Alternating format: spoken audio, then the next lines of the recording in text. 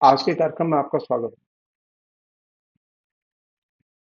महाराष्ट्र और झारखंड में विधानसभा चुनावों की घोषणा हो चुकी है और इस पूरे सिलसिले को हम लोग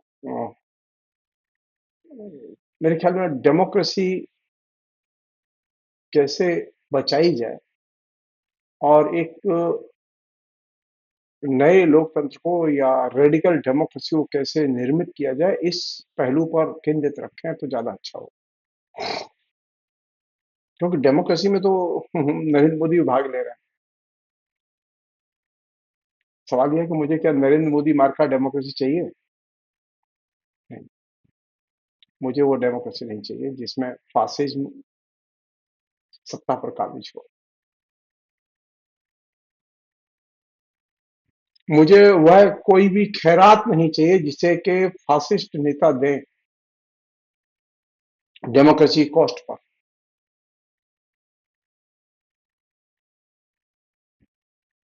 एक लोकतांत्रिक नागरिक के लिए, भारत के नागरिक के लिए, झारखंड और महाराष्ट्र के नागरिकों के लिए जो सबसे महत्वपूर्ण चीज है वो यह है कि लोकतांत्रिक अधिकार और लोकतांत्रिक चेतना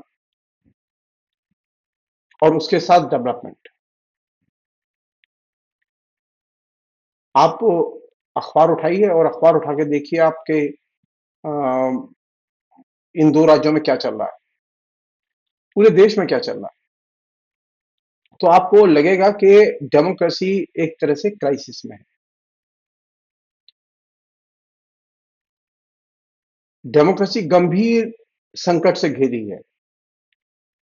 वहां तो पूरी की पूरी पार्टियां तोड़ के ही सरकार चलाई जा रही है। बीजेपी के पास कोई तरीका नहीं था सरकार हासिल करने का, तो उन्होंने शिवसेना को भी तोड़ा, उन्होंने शरद पवार की पार्टी को भी तोड़ा और सरकार बनाई। पूरे दल बदलुओं पर सरकार टिकी हुई है। बहुत ही खतरनाक डेमोक्रेसी मॉडल है ये नरेंद्र मोदी का।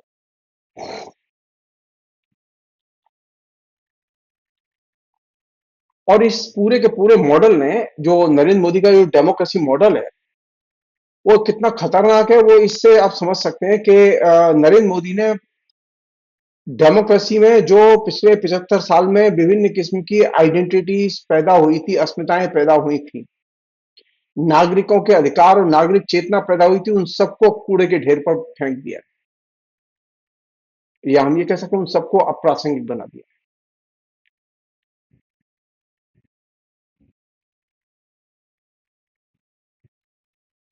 और यही वह जगह है जहां से कि नए सिरे से डेमोक्रेसी के बारे में सवाल खड़े किए जाने चाहिए और नरेंद्र मोदी के लोकतांत्रिक मॉडल को क्वेश्चन किया जाना चाहिए। लोकतंत्र होगा तो लोकतंत्र में विभिन्न किस्म की अस्मिताएं भी होंगी, आइडेंटिटीज भी होंगी। लोकतंत्र होगा तो वहां धर्मनिरपेक्षता भी होगी और दूसरी विचारधाराएं भी होंगी। लेकिन ये कैसा लोकतंत्र है जिसमें कि धर्मनिरपेक्षता के लिए कोई जगह ना हो, आइडेंटिटीज के लिए कोई जगह ना हो, सिर्फ एक ही आइडेंटिटी होगी, एक ही नेता होगा, एक ही विचारधारा होगी, एक ही रास्ता होगा, और वह है संघ का रास्ता। हिंदुत्व की विचारधारा, हिंदुत्व की आइडेंटिटी। नागरिक की आइडेंटिटी की कोई कीमत नहीं है, स्त्री की आइडेंटिटी की कोई कीमत नहीं है, दलित की आइडेंटिटी की कोई कीमत नहीं है, अल्पसंख्यकों की अस्मिता की कोई कीमत नहीं है। सिर्फ कीमत है तो सिर्फ हिंदुत्व की आइडेंटिटी की। ये जो पैराडाइम शिफ्ट है, इस पैराडाइम शिफ्ट को समझने की जरूरत है।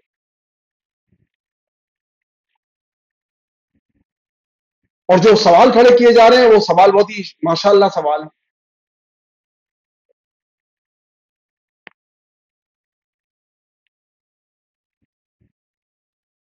औद्योगिकरण से जुड़ी हुई कोई समस्या नहीं उठा रहे नरेंद्र मोदी, बेरोजगारी से जुड़ी हुई कोई समस्या नहीं उठा रहे नरेंद्र मोदी या बीजेपी,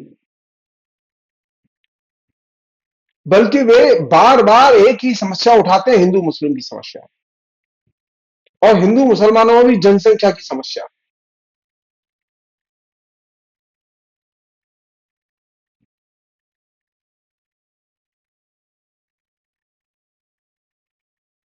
तथ्यों पर वो बात नहीं करते हैं इन सबको लेकर, सिर्फ प्रोपेगेंडा।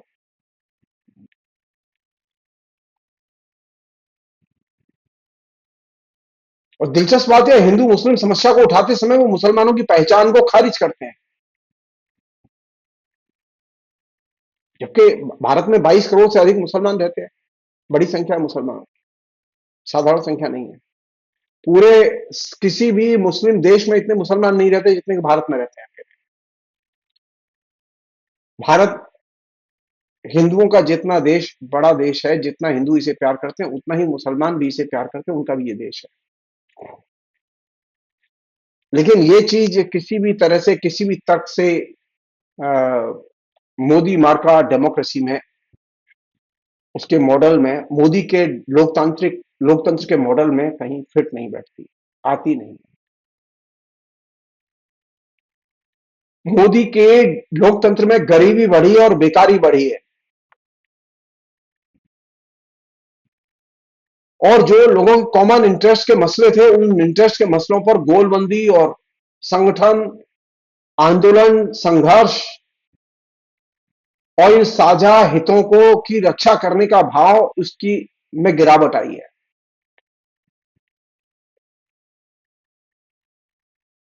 और आम लोगों में, नागरिकों में खासतौर पर सरकार के प्रति एक तरह से निराशा पैदा हुई है। अब लोग बहुत ही रिपीटेडली कहने लगे, कौन रिपोए हमें कहा नहीं।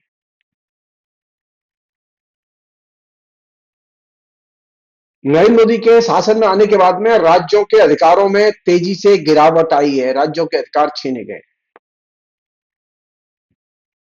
अब हर स्तर पर सेंट्रल गवर्नमेंट के एडमिनिस्ट्रेशन का हस्तक्षेप है, और इस सबके लिए जिस चीज ने मदद की है वो है राष्ट्रोन्माद। नरेंद्र मोदी के पूरे डेमोक्रेसी के प्रोपेगेंडा मॉडल का आधार है कि भारत में जो लोग रहते हैं उन्हें राष्ट्र की सेवा करनी होगी, और इस राष्ट्र की सेवा करनी होगी के नाम पर राष्ट्रोन्माद लोगों के जेहन में उतार दिया गया है।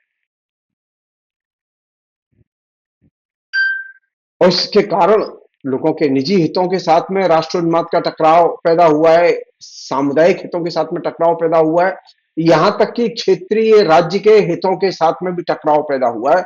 और इस राष्ट्रोन्माद का अंतरराष्ट्रीय विदेश नीति के क्षेत्र में पड़ोसी देशों के साथ में भी टकराव पैदा हुआ है, और समाज में गरीब और अमीर की खाई और ज्यादा चौड़ी हुई है। ये जो आ, परिप्रेक्ष्य है, इसके साथ में एक चीज और जोड़कर देखें तो आप पाएंगे कि जो हमारे यहाँ का परिवार का ढांचा है, एकल ढांचा है या संयुक्त परिवार का ढांचा, वो एकदम ध्वस्त हो चुका है।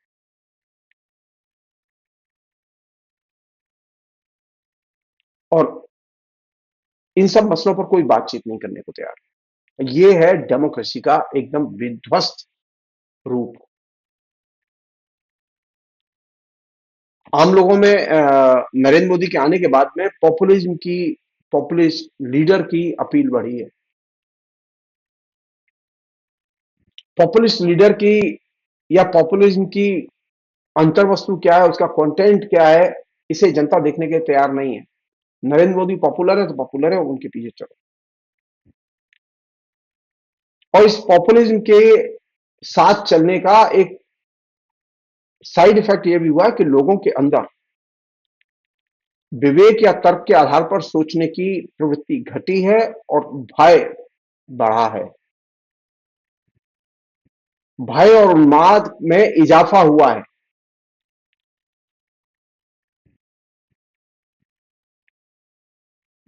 सो नरेंद्र मोदी ने एक ऐसे लोकतंत्र और लोकतंत्र के मॉडल का निर्माण किया है जिसमें कि अ, अ, भय और उन्माद दो बहुत महत्वपूर्ण एलिमेंट हैं। ये ऐसा मॉडल है जिसमें कि डेमोक्रेसी के नाम पर विभिन्न किस्म की अस्मिताओं को एकदम कूड़े के ढेर पर डाल दिया गया है, नागरिक की अस्मिता को कूड़े के ढेर पर डाल दिया गया है। और हिंदुत्व के बहाने, नरेंद्र मोदी के शासन के बहाने पूरा का पूरा हर क्षेत्र में राजनीतिक नियंत्रण स्थापित कर दिया गया है। यहां तक कि इस पूरे के पूरे प्रोसेस से गृह नीति प्रभावित है और विदेश नीति भी प्रभावित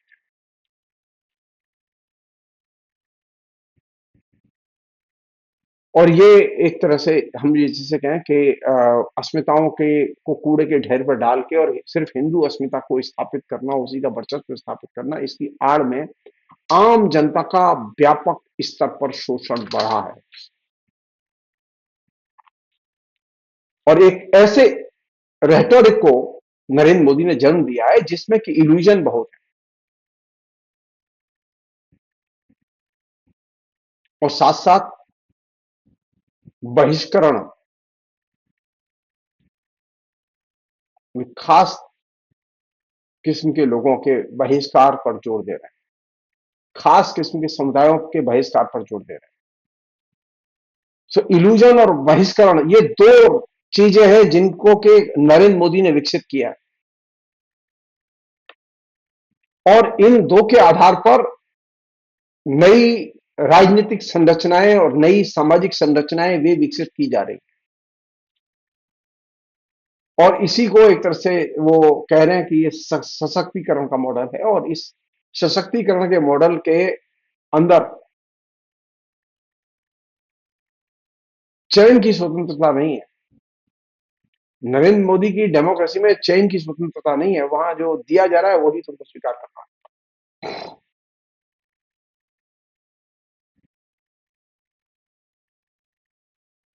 एक और चीज है जो कि इस बीच में विकसित हुई है, जिसे कायदे समझने की जरूरत है, वो ये कि इस पूरी की पूरी परिस्थिति को पुराने समाजवादी नजरिए से, लेफ्ट के नजरिए से समझने में असुविधा हो सकती है। और यही वजह है कि लेफ्ट या समाजवादी जो लोग हैं वो इस दौर में सबसे ज्यादा अप्रासंगिक हुए या निष्क्रिय हुए हैं। और ये जो पूरा प्रोसेस है नरेंद्र मोदी के डेमोक्रेसी के मॉडल का, इसमें एक तरह से कुछ सामाजिक समूहों, समुदायों का एक तरह से बहिष्करण या सफाया, विकास के क्रम से उन्हें आउट करना, अगर उन्होंने विकास किया है तो उसे विध्वंस की तरफ ले जाना, विभिन्न किस्म की हरकतों के जरिए उनका आर्थिक नुकसान करना, ये उस मॉडल की विशेषता है। और आइडियोलॉजिकल कैंपेन इन बहिष्करण जिनका हो रहा है उनके खिलाफ में फेक न्यूज और हेट कैंपेन, ये दो चीजें बहुत तेजी से चल रही हैं। इसका अर्थ यह भी है कि ये जो परंपरागत लोकतंत्र जो हमने विकसित किया था, ये एकदम असफल हो गया है। अर्थात ये इतनी चीजें नरेंद्र मोदी सत्ता में बैठ के कैसे कर पाए। और ये परंपरागत लोकतंत्र के असफल होने का अर्थ यह है कि हमें एक नए रेडिकल लोकतंत्र की जरूरत है। हमें एक नए मूलगामी परिवर्तन पैदा करने वाले लोकतंत्र की जरूरत है।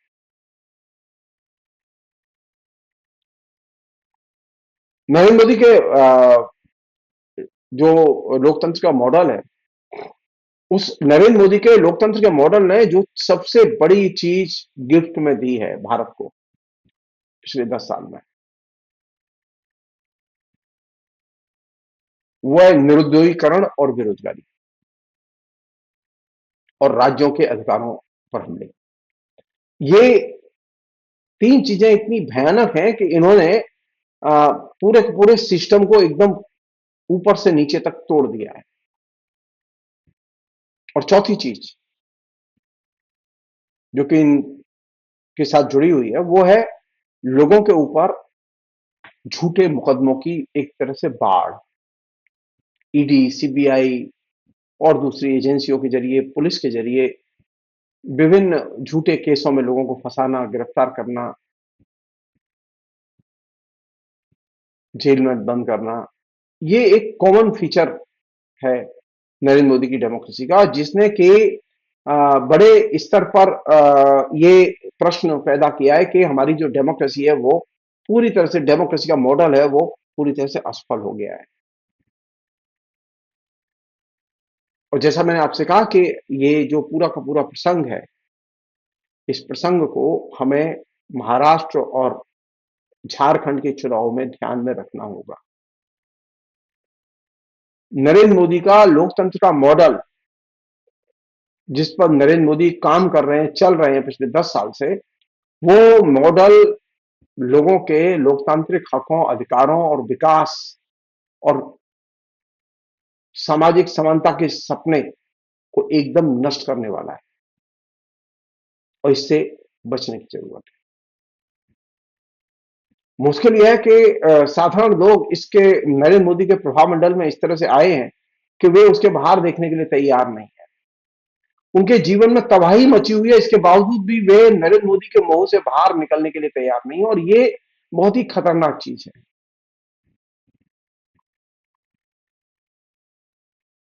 नरेंद्र मोदी का लोकतंत्र का मॉडल, जिस पर नरेंद्र मोदी काम कर रहे हैं, वो मॉडल भयानक अव्यवस्था और अराजकता पैदा करने वाला मॉडल है।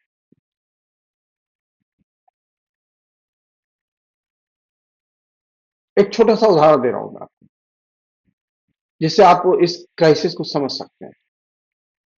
मसलन पूरे के पूरे सिस्टम को किस तरह से बर्बाद किया गया है, उसको एक शिक्षा के डाटा के जरिए समझ सकते हैं आप। पूरे देश में जो शिक्षा नीति लागू की गई है, उस शिक्षा नीति को लागू किए जाने के बाद से जो तबाही मची हुई है शिक्षा में, वो चिंता की चीज है।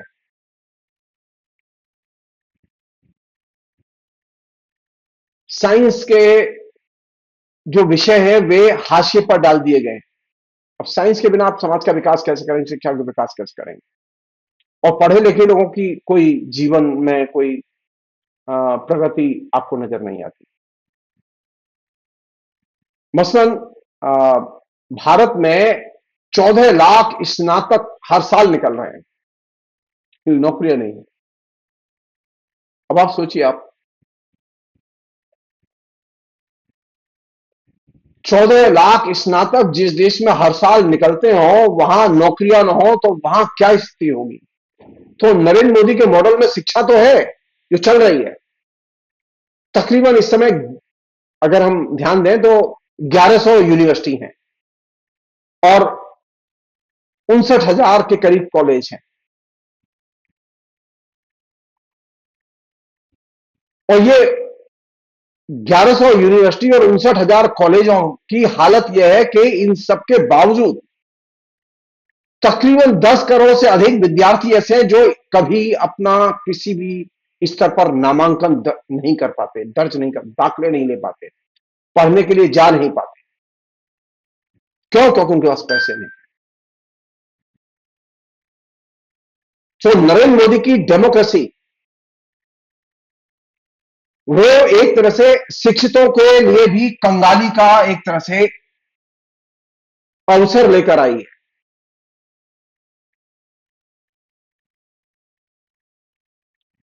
शिक्षितों में जो नौकरी की दर है वो 27% के करीब है।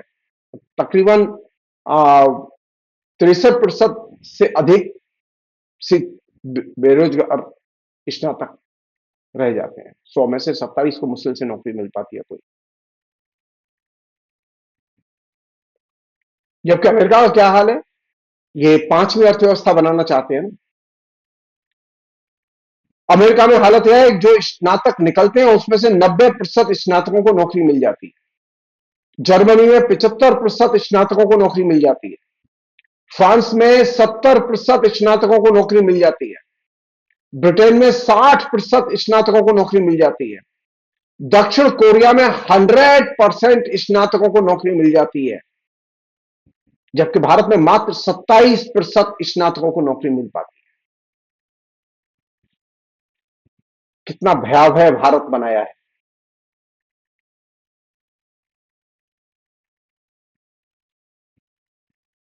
और जो विकसित राज्य हैं, सो कॉल्ड तमिलनाडु, केरल, तेलंगाना, आंध्रा, इनमें तो 40 से लेके 50% स्नातक ही नौकरी पाते हैं।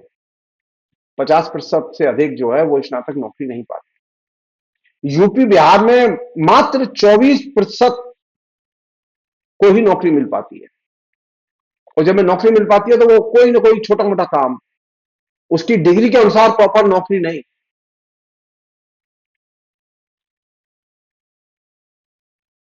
नरेंद्र मोदी ने कैसा भारत निर्मित किया है उसकी एक और झलक छोटी सी देके ये बात मैं खत्म करूंगा।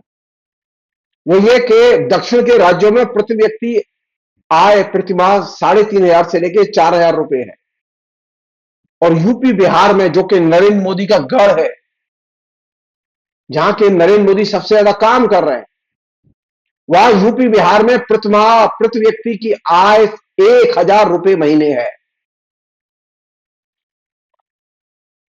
सो नरेंद्र मोदी के लोकतंत्र के मॉडल में कंगाली सबसे प्रमुख एलिमेंट है। कंगाली रहेगी तो मोदी रहेंगे, कंगाली रहेगी तो मैनिपुलेशन रहेगा और गुंडागिर्दी रहेगी और माफिया रहेंगे, और यही नरेंद्र मोदी के मॉडल की, आरएसएस के लोकतंत्र के मॉडल की विशेषता है। इसे कायदे से समझा जाना चाहिए। वोट डालने के पहले, नरेंद्र मोदी के प्रति अपनी आस्थाएं प्रकट करने के पहले शिक्षित लोग इस बात को समझें।